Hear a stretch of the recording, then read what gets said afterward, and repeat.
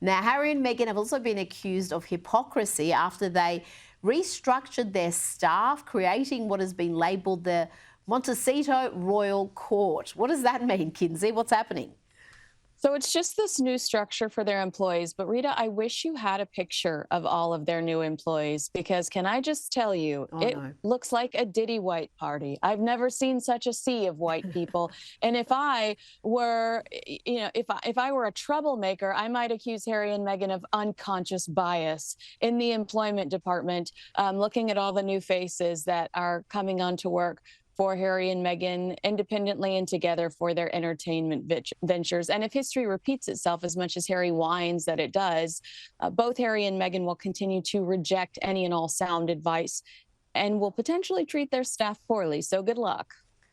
Now let's move on to the reports that the Disney CEO and as well as the ABC News boss have told the hosts of The View to dial down the anti-Trump commentary on their program. Kinsey, calling it anti-Trump commentary barely covers it. It's unhinged hate and hyperbole day in and day out.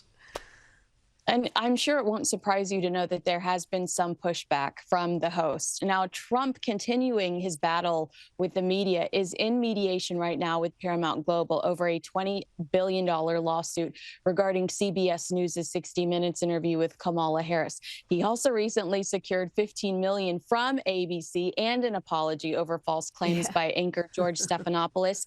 I know he sued Meta before, he sued X. He will chew you up and spit you out if you clash with him. ABC has learned the hard way, and they are trying to avoid this going any further than it already has.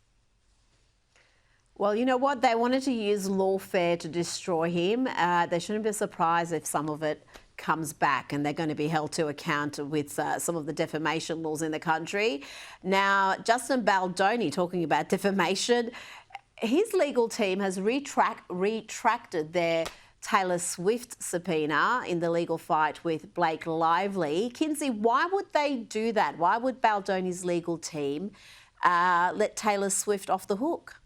I'll tell you why, because Taylor Swift's father, Scott Swift, willingly provided the information that they were looking for as part of a deal to prevent his daughter from any further involvement with the Blake versus Justin drama. So they had to agree to Wow. withdraw their subpoena, and it's Taylor's father that stepped in and gave them the requested information. Now, he also provided Justin Baldoni's team with the bombshell claim that Blake Lively threatened to leak his daughter's text messages if Taylor did not publicly support her. This gives us exactly the perfect idea of how vicious this truly has become behind the scenes. Absolutely vicious. And if that's accurate, if her father has done that, then that friendship isn't just a little bit under strain. It's well and truly done and dusted. If Taylor Swift is being threatened with having years of her private text messages released, that's pretty down and dirty. Yeah, and Scott has defended her so much. Her father, Taylor Swift's father, is a savvy man. He financed her entire career coming up. He has a lot to lose. If Taylor's reputation takes a hit because of Blake, that's years and money down the drain that he's sacrificed. So he is going to stand up and try to protect his daughter. I do wonder, though, whether some damaging text messages over the years may be leaked out if the Blake Lively side wants to retaliate. I mean, this is just this battle. It was over nothing. They started a fight over something that they should have just allowed to die down. The story would have been done in a week or two of Blake Lively being rather unpleasant instead of being America's golden girl. And now it's this massive legal fight that is going to absolutely drain their resources and completely damage their reputations. Talking about damaged reputations, controversial model and influencer Chrissy Teigen has reportedly undergone a hairline procedure, having her hairline surgically lowered. Surely not.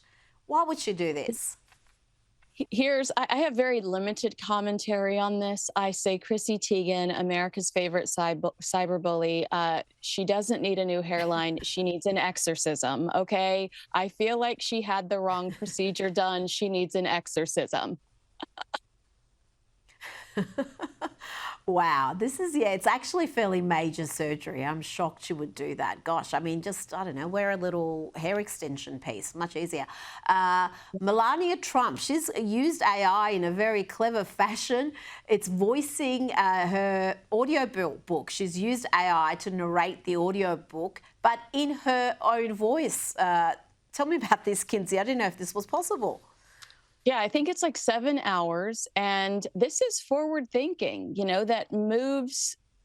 I think it moves the first lady at the forefront of publishing innovation.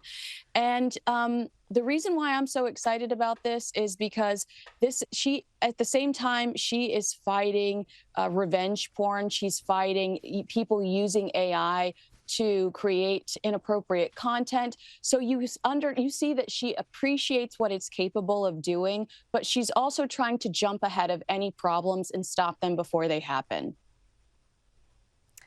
And just before you go, there's speculation as to who the new James Bond is going to be. Actor Henry Golding has said that James Bond should remain a white British male to be faithful to the source material. However, he said that if he was asked to be Daniel Craig's successor, he would be an idiot to turn it down. Have you got a tip for me? Who's going to be the next James Bond? Oh, I don't know who's going to. I have no clue. But Henry Golding, what a great answer. I love that he didn't go woke. Yeah. So he's getting all my money. He won't go broke. No, absolutely. You know what? I'd be happy to see it be him if that's the argument. Kinsey Schofield, thank you so much for your time tonight.